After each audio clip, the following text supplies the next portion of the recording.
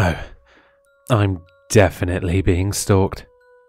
I know, I should be worried, but I'm honestly not, and at this point, I kind of want to meet him.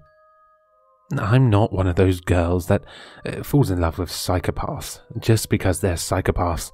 No, it's not like that at all. This is different. He's stalking me. He's literally killing for me. But I think he's doing it to actively make my life better. He's killing. Okay, really, it's more like sacrificing people on my behalf.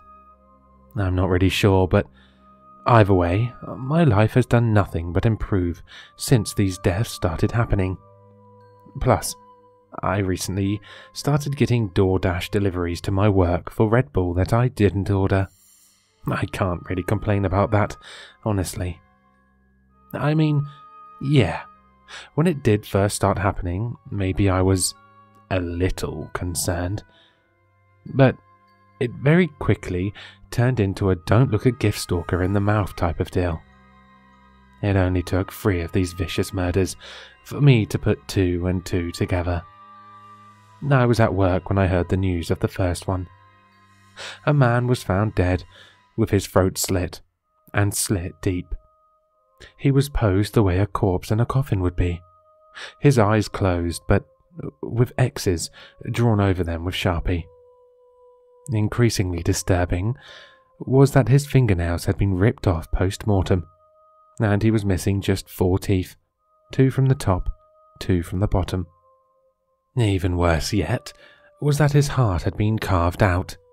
It was simply sitting beside his body, exactly 16 inches away, with 6 inches of his own hair that had been cut off his head wrapped around it. Basically, a weird-ass voodoo doll. The police couldn't figure it out. They had no idea why he was chosen as the victim. They had no idea why his teeth and fingernails were removed after death.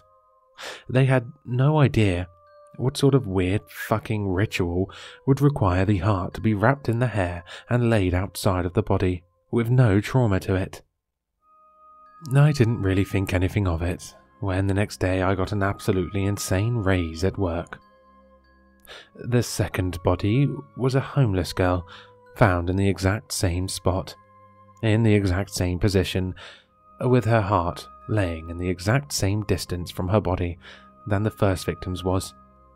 And surprise, it was wrapped in the same length of hair. And again, I didn't really think much of it when I was offered a work-from-home job in my field by a company that offered to double my pay and give me a decent sign-on bonus. It probably should have given me some pause that I didn't apply to that job, and they weren't even hiring at the time. But I mean, come on. You can't blame a broke girl that's desperately trying to get into a great physician's assistant school. And that actually brings me to what caused me to put it all together.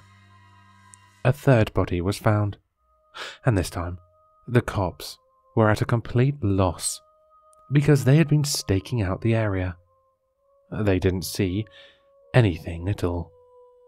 Every single officer with eyes on the newly cursed ground, as the news called it, had the same story. It was reported that there was nothing, and then, suddenly, all in that same second, there was a body. Just dumped in the blink of an eye in broad daylight. Even more horrifying is that it was a priest from the nearby parish. He was a well-known and well-loved man. Almost everyone in town, regardless of their denomination, has a positive story about meeting the good father. His body was also disposed of a bit differently. His nails were still ripped out. He was still missing exactly 4 teeth.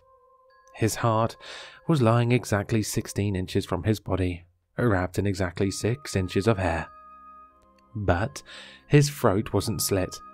His cause of death, instead, was asphyxiation. They found his throat stuffed with cotton, and sticking out of his mouth was a note, wrapped in a single strand of hair. If it hadn't been for that note, I never would have been able to link all of this to myself. I got an acceptance letter to that PA program the same afternoon. I never replied. I was always too afraid of rejection.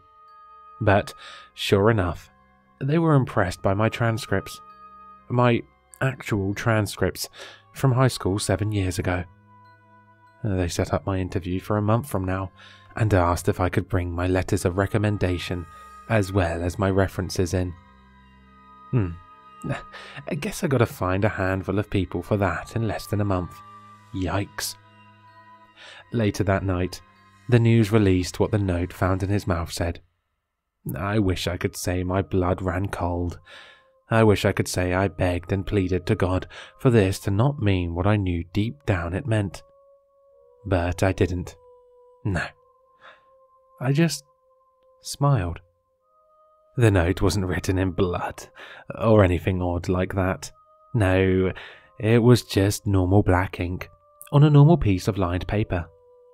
And all it said was, anything for her, anything for my love.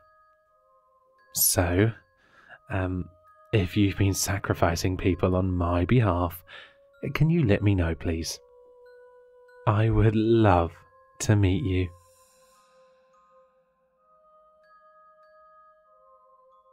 Hello listeners, if you enjoyed this story, please check out the author in the description.